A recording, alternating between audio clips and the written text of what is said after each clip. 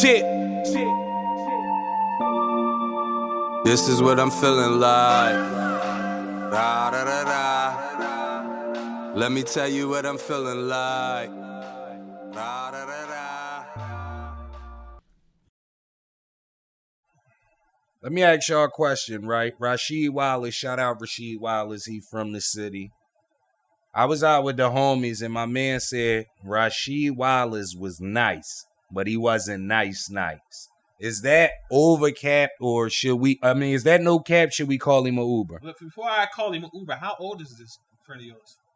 He's like right under our era. That's why he's saying that, because he don't know no better. Okay. What's your thoughts, John? Yeah, call him an Oouuber. I mean, my man got a chip. He was a solid power forward. He did what he had to do. I mean, No, he was better than solid. he was better. Right. So, call him an Oouuber. And he was one of the early stretch forwards. Right. And to me, to keep it a C note, because I called him a Uber as soon as he said it. I definitely got him a Uber. You owe me a couple dollars, bruh.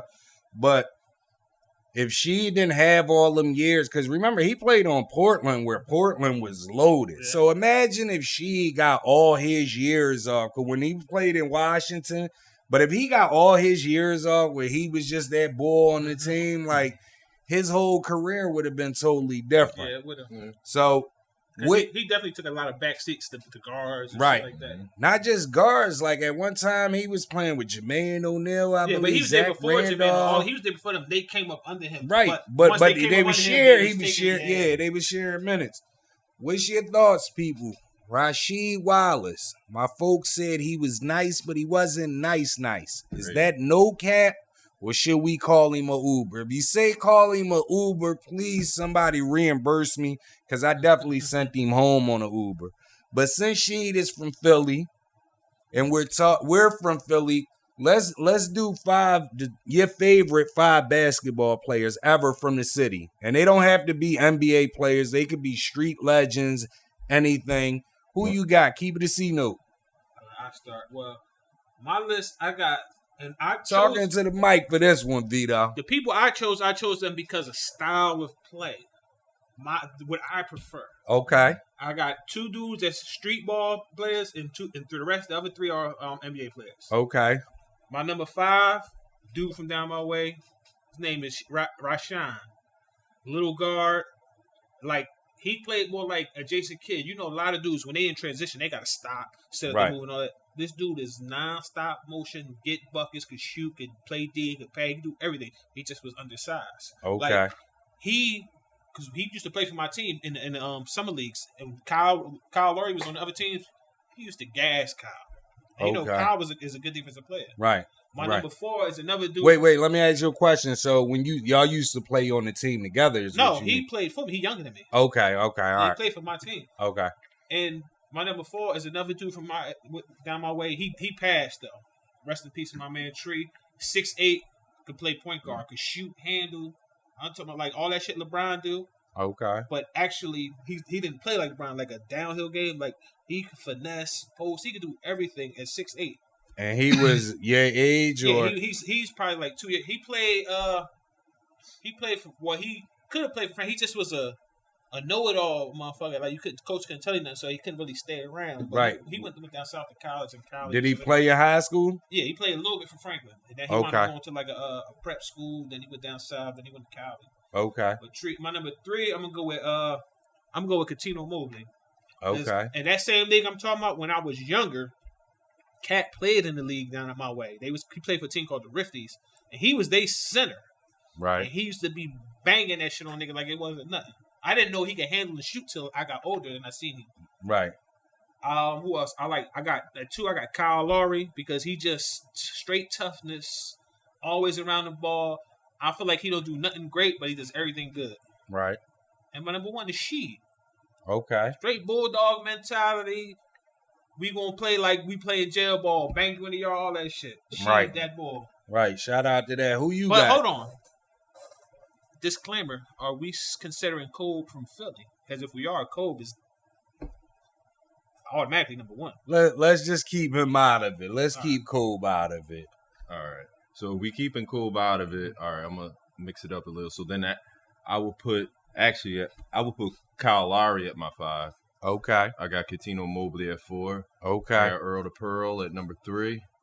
Okay. I got Wilt. No, I got Wilt at 1. Damn.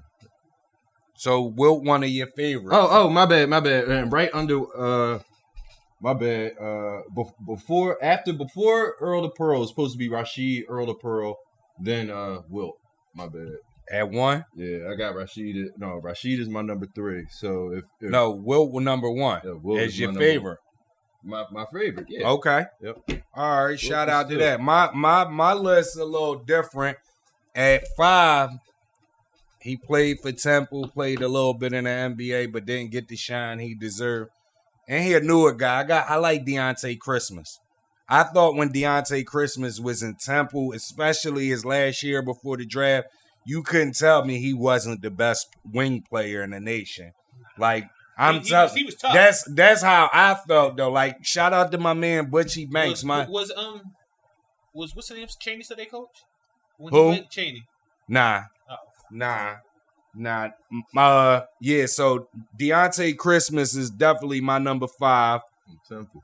Okay. My number 4, Hank Gathers. When I was a young boy, now I first seen the Hank Gathers story. Like, Hank Gathers was like Earl Manigault to me when I was a kid. Like, if you seen that movie, The GOAT. But that's how Hank Gathers was to me. I just thought, like, I used to always ask my dad about Hank Gathers because I just thought that from what I seen, he was Jordan level. And I'm just going off the movie. At number 3, I had Rasheed Wallace. Mhm. At number 2, I got a legend from down my way. I don't know if you know him, Vito, but he's known throughout the city. He's an old head, Munchie. His name Darren Mason. He's known in all the gyms. His name sounds familiar. He played in the 80s for Mass Bomb. When I came up, when I was a kid, and I seen him play like after, because he ended up getting kicked out of college and all that. But I seen him when he was like in his 20s. And to me, nobody was ever better than Munch when I seen, like, he could do everything, jump out the building, he can shoot, he can do, shout out to Munch. My number 1 also played for Temple.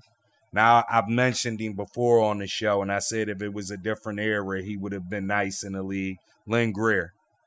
Shout out to Lynn Greer. I George played, Washington listen, Carver. one year I was a kid, maybe in 7th and 8th grade, and I can't remember where we was at, but we were playing, and this guy was hitting, and I always used to, shout out to Tumar AZ. When we got up Slayton, he was he went to Temple when Lynn Greer played. And I was like, huge fan. Like, one day this boy was just torching us. And he was pulling up from like half court. And I never knew who he was until like, it had to have been like my 8th grade year. No, yeah, because I had to have been like in 7th, maybe 6th grade. And this nigga was just automatic, a lefty. And it ended up being Lynn Greer. And you know what I liked about him? The way his demeanor, quiet. He ain't do a lot of shit talking. He just used to fry niggas. One time, and I always used to tell, hey, but I scored 2 baskets on him. Because at the time, he was the man at Temple. And I was a young kid coming up. He was way ahead of me. But that nigga, We need to do a all street ball Philly legend list. Oh, because we leaving a lot out. Oh, yeah, we leaving. Definitely. Did y'all like Maurice Rice? Yeah, I miss Maurice Rice's career. He's behind me. Like, you know, I like for Mansion, I like Flip Murray. Murray was. I like OT. Rasul Butler? Yeah, I like Sue, but I like OT. OT got a bad break. OT was nice, and he just didn't. Philly don't get recruiting, man. Right. OT won the championship, was cooking shit the whole year. Right. There's a lot of people brought from the Philly legends out. Yeah, there's a lot of people from Philly, but yeah, we might got to do another ball, list. That's different. Yeah, a street ball, because I know a lot of dudes, and even damn, what's Angel last name? But Kid Fooey, he went to Edison in the 90s, the late 90s, and he was like the first Hispanic kid in the city that scored 1,000 points and all. And this boy, he was free throw as soon as you come across half court, unlimited range. That's why I say I've been seeing dudes with unlimited range in the Banks park. from West. What about you got guys like Hot Rod? You got Sad Eye. Sad Eye, yeah. Mm-hmm. Shout out Sad Eye. What do y'all put AO on that list? Because a lot of people, He a did the big for AO, don't get me and wrong. one, so I AO wouldn't- is nice, but Right. when you think of street ball legend, you think of niggas who really get buckets for the most part. You don't really think of a nigga who's looking to thought get he was buckets. nice. AO more of a like a pass first guard to me. From what Okay. I'm saying.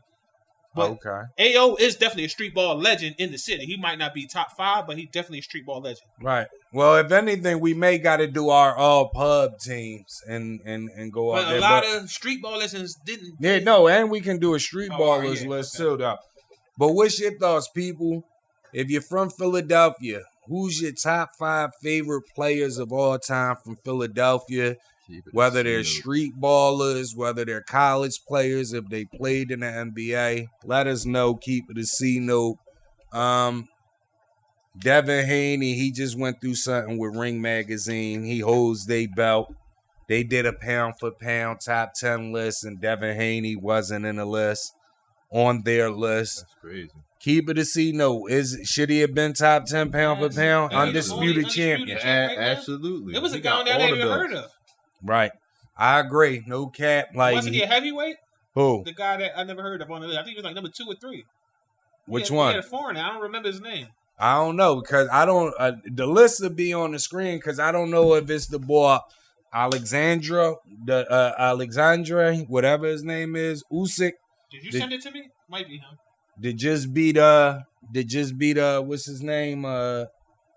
Guy tone like Joshua, Anthony Joshua. I hate that boy, man. But I do, man. Anthony Joshua. keep it a C note right now. Who's your top 5 pound for pound boxers? Go ahead, I started off. Who you got, Vito? Number 5, I'm gonna go Lomachenko. Okay, you got Lomachenko. Yeah, I number- like Lomachenko. Lomachenko is one of them guys that don't got no belts that was on that list, then Devin Haney wasn't. That's Yeah, crazy. That's cool, but I just like the way he fight, and he fights pretty much anybody put in front of him. Okay, And I like his style of fight. On number 4, I'm gonna go Devin Haney. okay, Number 3, I'm gonna go Bud Crawford. okay, Number 2, I'm gonna go Spence because I think Spence can beat Bud, in my personal opinion. okay, And my number 1, I'm gonna go Canelo. okay, Even with the loss, he's still the best. okay. Shout out to that. Who you got, John? I got number 5. I got Boots. Jerron Ennis. Yes. I think Ennis better than a couple And then of, but from he's here- not there yet. But from here on out, I got Spence, Haney, Crawford, Canelo. Okay, shout out to that. Shout out to Boost too. Yeah, shout out to Boots. At number 5, I got the boy Dimitri Bivol just on the strength that he beat Saul Canelo. That ain't enough for me. It's not enough, but he's undefeated. I thought he didn't have no talent up there, so he wasn't good. Don't get me wrong. I still think Canelo can beat him. You know what I mean? I think Canelo underestimated him. But just on the strength that he has that win on his resume, I'm going to put him at number 5 right now. Number 4, I got Devin Haney as well.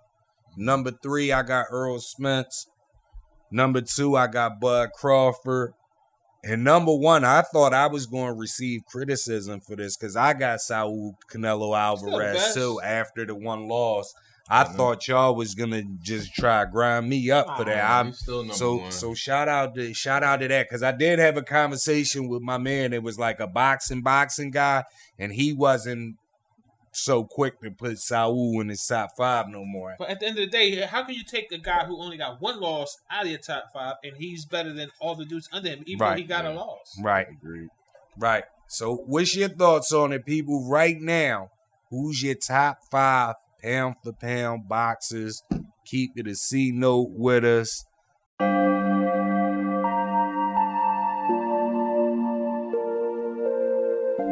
Shit. This is what I'm feeling like. Da, da, da, da. Let me tell you what I'm feeling like. Da, da, da, da.